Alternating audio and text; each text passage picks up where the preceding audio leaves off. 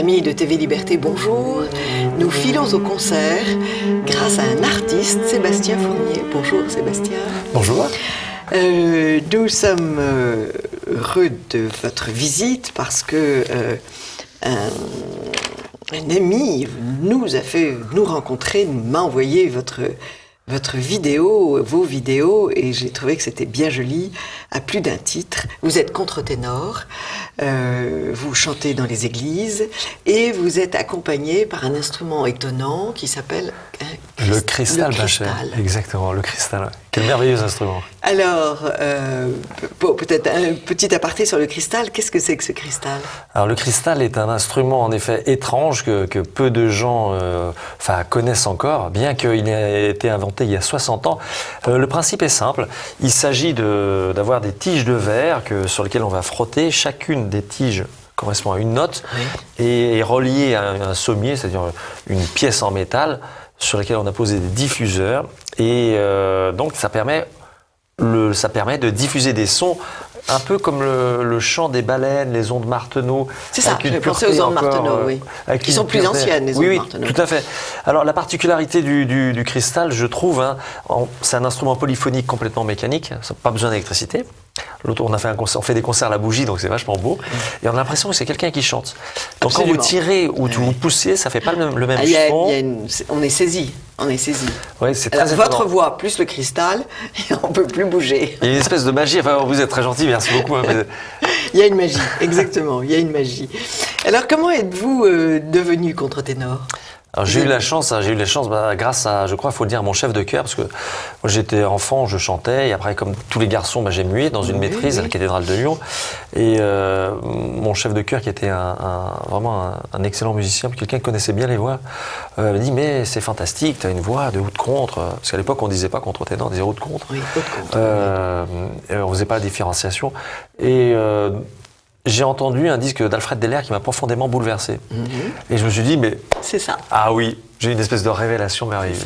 Vous chantez aussi, vous participez à des offices religieux, vous êtes... Oui, exactement. Proche d'une certaine paroisse. Oui, de Saint-Étienne-du-Mont. Saint-Étienne-du-Mont et de Saint-François-Xavier, où le père curé nous a demandé, pour lancer l'année Sainte-Geneviève, de faire un moment de prière, un moment de méditation avec le cristal et la voix autour de la thématique de Sainte-Geneviève et évidemment de la Vierge Marie. Donc on a été très heureux, il avait fait une scénographie, si je puis dire ainsi, avec des bougies partout dans le chœur, c'était absolument merveilleux. Vous êtes allé chercher des textes très anciens? Oui, alors... Des airs sur très les anciens. airs, oui, absolument. Perrotin, donc plutôt École Notre-Dame, oui. Des textes très anciens, Perrotin, du Monteverdi, un hommage à l'invocation à Saint-Michel-Archange, une très belle pièce écrite par Michel Deneuve, j'espère on pourra enregistrer bientôt. Et ça crée un esprit avec l'Assemblée qui était vraiment merveilleux. Très très beau. J'imagine, oui. Il y a plus de monde aux offices peut-être depuis que vous venez. Ah, je sais. Vous chantez. Excellent, bravo. Ah mais vous savez, je crois qu'il faut prendre les hommes comme les femmes par les oreilles. C'est vrai. Et quand on leur offre la beauté, d'abord la beauté vous ouvre à la spiritualité, vous porte vers le ciel. Et quand on offre ce qu'il y a de plus beau au Seigneur, c'est comme une prière, bien évidemment. Complètement. Chaque jour, vraiment, je bénis le ciel, vraiment, je bénis Dieu. Saint Augustin, qui dit que chanter c'est prier deux fois, c'est pas une formule, c'est quelque chose que j'éprouve.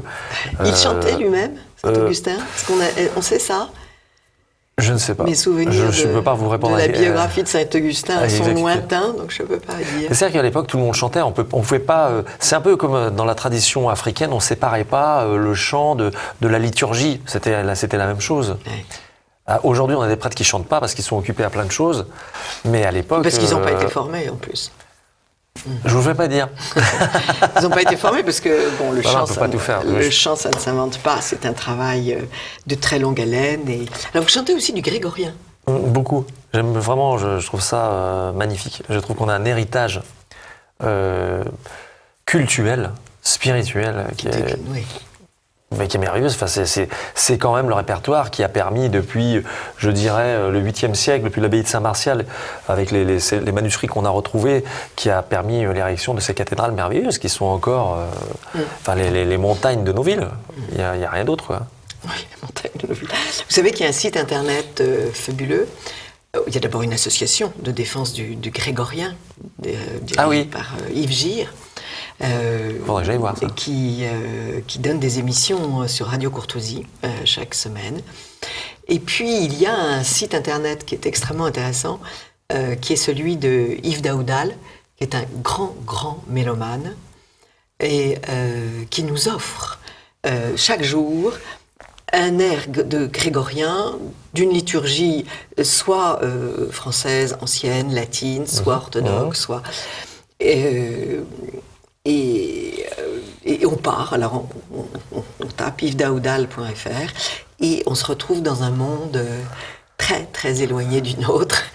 Et il va rechercher des chants qui ne sont plus du tout chantés, qui sont plus... à cause de... Je vais aller voir, ça m'intéresse beaucoup. Ah oui, vous me remercierez. Oui, avec plaisir. yvesdaoudal.fr. Alors, on va entendre... on va quand même entendre cet Ave Maria, le premier air que j'ai entendu de vous, qui est sur Internet. Vous pouvez, parce que je trouve que, l'Ave Maria, ça peut devenir un peu une rengaine. On l'a beaucoup entendu à chaque mariage. Mais vous renouvelez complètement le sujet avec votre voix et avec ce cristal. Donc, on va entendre quelques instants de cet Ave Maria.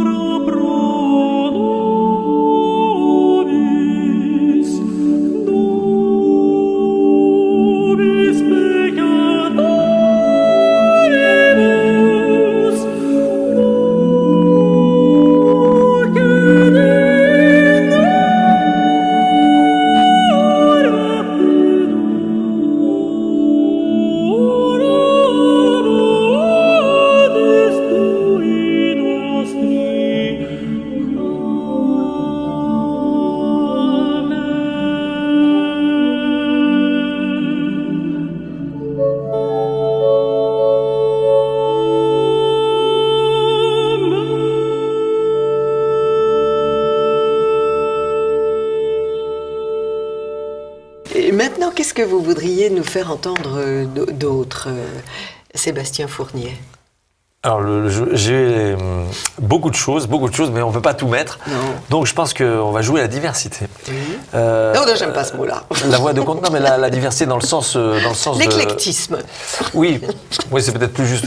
Il y a des mots qui nous rendent un peu nerveux en ce moment. Oui. Non, mais l'avantage de la musique, c'est qu'on n'est pas du tout. On est très au-dessus. Oui, ou à côté. Mais en effet, moi, j'ai des préoccupations qui sont directes. Il faut que ce soit juste beau. Et voilà. Je pense à votre cristal, je pense à la kora. Oui, tout à fait. L'instrument africain qui est assez magique. Je sais que, alors vous avez tout à fait raison, parce que Michel Deneuve, qui est quand même la grande star dans ce domaine, parcourt le monde entier et il a toutes sortes d'instruments qui ont voulu jouer avec lui. Parce que c'est réellement un chanteur ou des chanteurs, mais sans les paroles. Hein, comme quand il tire un peu, ça relève un peu le son, ou quand il appuie, de façon extrêmement subtile, ce qui permet que ça fait des combinaisons comme la voix qui sont infinies. C'est vraiment délirant. Oui, c'est sûr. Donc le répertoire. Votre répertoire. Alors le répertoire. Alors j'aime bien essayer d'utiliser la voix de contre-ténor de façon différente des courants à la mode. Utiliser ce que les anciens appelaient la voce plana, ce qu'on a entendu dans l'Ave Maria, et qui fonctionne aussi bien dans les autres répertoires. Dans un répertoire, par exemple, je reprends avec Michel des chansons de Barbara Streisand, Memory, que j'aime beaucoup, parce que la voix, un chanteur, ça aime chanter. Voilà. Il faut quand même s'ouvrir à tous les répertoires. Et la poésie est pas mal. Et je trouvais que c'était bien de présenter aux plus jeunes d'autres choses, des choses qu'ils soient capables d'entendre. Hein, si on veut les emmener vers d'autres cultures, il faut aussi que je sois capable, je fasse l'effort de chanter ce qui leur parle davantage. Donc Memory, extrait de Cats, la comédie de Lloyd Webber, ça fonctionne très bien avec le cristal. Alors là, il y a guitare électrique, tout ça, il y a plein de choses, mais on garde le même geste vocal, et ça, c'est important.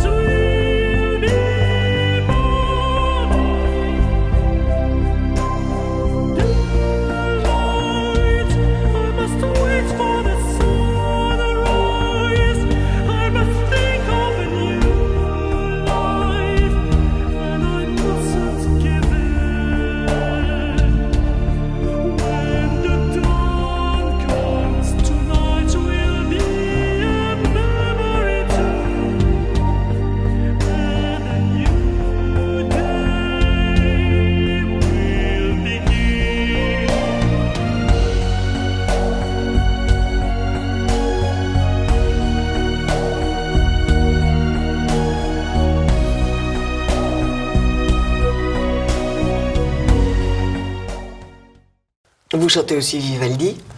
Ah oui, dans les incontournables, ça fait partie de l'information, oui. Ben, on a échangé sur Vivaldi. Oui, mais Vivaldi, c'est quand même, vous dites les incontournables, mais finalement, on n'est pas très nombreux, pas si nombreux que ça, à penser que le Stabat Mater est une chose extraordinaire et que le Fiat ut ardeat cor meum fait que mon cœur brûle. Bon, c'est un air que je ne connaissais pas. Je suis arrivée à un âge avancé sans connaître cet air. Donc je trouve qu'il y a un manque dans l'éducation. Il y a un problème. Là, vous avez tout à fait raison. Ça devrait être aussi connu que l'aria de Bach. Oui, tout à fait. Tout à fait. Je ne pense pas que l'éducation nationale ait jamais fait d'efforts pour faire connaître l'art sacré, parce que je pense qu'ils ont un problème avec ça. Il y a une incompatibilité. Oui, alors que l'homme est le même en fait. Hein. La gloire de Dieu, c'est l'homme vivant, dit saint Irénée. Donc oui, on mais ne peut enfin, pas non plus. L'école républicaine n'est pas particulièrement faite pour chanter la gloire de Dieu. Ça ne Non, vous a pas complètement, échappé. oui. Non, bien sûr.